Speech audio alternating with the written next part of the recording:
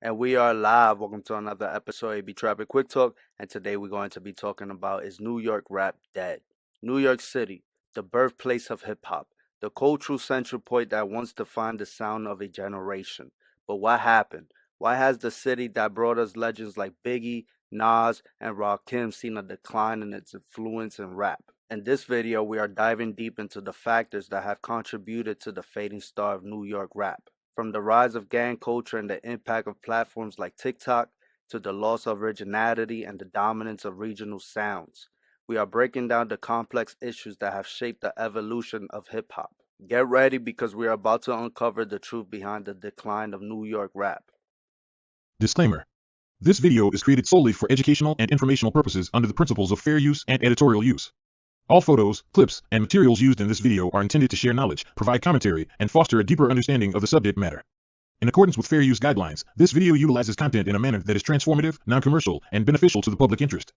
The use of such materials is protected by copyright law, allowing for commentary, criticism, and educational purposes without infringing on the original creator's rights. I do not claim ownership of any content that is not originally created by me. All credit for such content belongs to the respective owners and creators. My goal is to educate and inform, not to infringe upon any copyrights or intellectual property. New York, y'all fell off, man. Y'all fell off, but y'all started trying to sound like them, and y'all were snatching producers from that was from down that way, and y'all seen certain stuff wasn't working no more. Y'all was and you stopped playing the artists, and the DJ stopped playing and promoting artists. Originality. The golden era of New York rap was defined by lyrical skill, storytelling, and a unique sound. Artists like Nas, Biggie, and Wu-Tang Clan pushed the boundaries of the genre, creating music that resonated with people on a deep level. Fast forward to today, and the New York rap scene seems to be caught in a cycle of repetition. Many artists are adopting a predictable approach, focusing on similar topics, flows, and production styles. The absence of creativity has resulted in a feeling of repetitiveness in the music. Social media has had a major impact on the music industry, yet it has also led to a more uniform sound. The emphasis on short, catchy hooks and viral trends has led to a decline in storytelling and lyrical depth.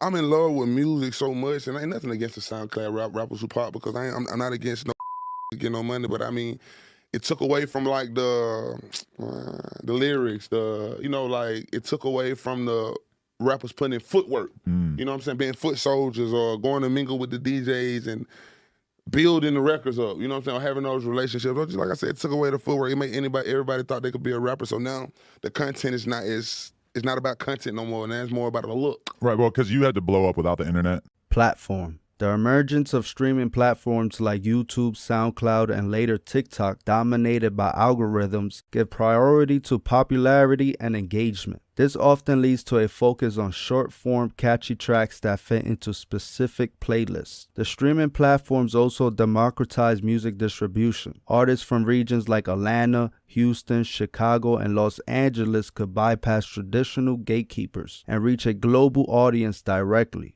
This led to a surge in regional sounds that resonated with specific demographics. While this has benefited many artists, it has also limited the space for more sophisticated, storytelling-driven style often associated with New York rap.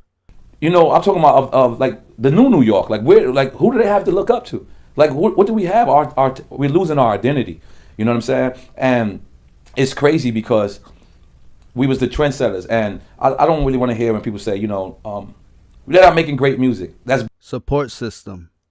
The early days of hip-hop were described by a strong sense of community and collaboration. Artists like Grandmaster Flash, Kool Herc, and Africa Bambaataa were instrumental in creating a platform for new talent. They shared knowledge, resources, and opportunities, fostering a supportive environment. Over time, the industry evolved, and so did the dynamics between established and emerging artists. While there are exceptions, the level of mentorship and support from the original pioneers seems to have diminished. The focus shifted towards individual success, and the collaborative spirit that defined the early days began to fade. The absence of strong membership could hinder the growth of new talent. Without guidance from experienced artists, young rappers may struggle to navigate the complexities of the music industry. This lack of support can contribute to the decline of a city's rap scene, as it becomes increasingly difficult to nurture and develop new stars. It's only New York. New York is a dog-eat-dog world. Like New York, this is why we don't have hip-hop, right? I watched it in the South. Like I was in Atlanta when the South took hip-hop to happen. But they don't do that down there. They go, yo, this bitch nice, yo, come down and told me. And then New York is competition. I want the throne, I want this, I want that. Other places, they was putting each other on. But you know, but you understand why, right? No, I don't understand why. Bro, we grew up in an environment where there was movies like King of New York. Gangs. During the devastating crack epidemic, gang violence became a widespread problem in the city. This harsh reality seeped into the music, with artists like Tupac and Biggie documenting their experiences. However, a shift began to occur. The focus gradually moved away from storytelling and social commentary towards a more explicit portrayal of street life and gang culture. The evolution in lyrical themes coincided with a shift in musical style. The complex, sample-driven beats from the golden era were replaced by straightforward, repetitive trap production. Although this fresh sound had its charm, it didn't possess the same complexity and uniqueness as its forerunner. I think New York lost its influence in the rap game for a little while, but I think it's slowly coming back. I mainly think we lost our influence because we have a lot of rappers, but we don't have many artists. I think that's starting to slowly change. I also think the influence is actually coming back, especially since we have new artists like Cash Cobain, Chow Lee, and just like that whole Slizzy movement. So I think the influence and attention is definitely going to come back. I think at some point New York will have influence heavy, but I don't know about running the whole rap game. So I think for us to run the whole rap game, we just have to have like a bunch of artists and rappers that are like really good, have like a good sound. And we also need to have like popping producers out of New York that are like making these beats and sounds just so we can actually run the rap game. I feel like that's the difference between New York and Atlanta. You know, like in just places in the South in general. They'll have the rappers who are actually hot, and then you'll actually have the producers too, who are just as hot and helping make these new sounds and waves. But I think New York is slowly getting back to that. Shout outs to Cash Cobain, rapper slash producer, and hopefully there's like more artists, you know, and just a different sounds and things like that coming into the game that'll make us hot again.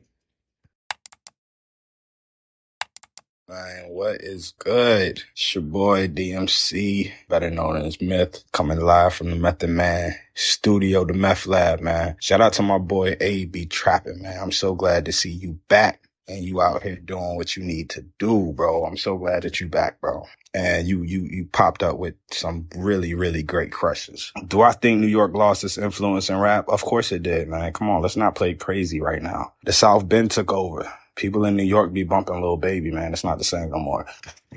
Like, it's just not the same. New York definitely lost its influence, but I feel like that's how the pendulum swings. Like, I feel like, you know, New York is the birthplace. So it had to go somewhere, travel, and, you know, pass the torch. It passed the torch to down south, and down south kind of been running it ever since, for real, for real. Yeah, that's my reason why, for real, for real. I feel like it just had to happen. People down south were a little bit more teamwork orientated than New York, for real. New York kind of concrete jungle, survival of the fittest, everybody trying to eat. You know, where down south it's more like they passing it around. They put it on their uncle, their cousin, their grandma, their auntie, they put it on everybody. So I feel like that's why. Can New York rappers ever run the game again? Yeah, of course. I mean, it's the birthplace. That's why. Like, it's the originator. It should run it again. Like, if anything, I feel like New York should be the one to infiltrate and bring back that sound that the world loves, that original hip hop sound, conscious, you know, music that is considered timeless. We need timeless music. I feel like New York needs to come up and bring back timeless music. I'm not saying that what down south is doing ain't timeless, but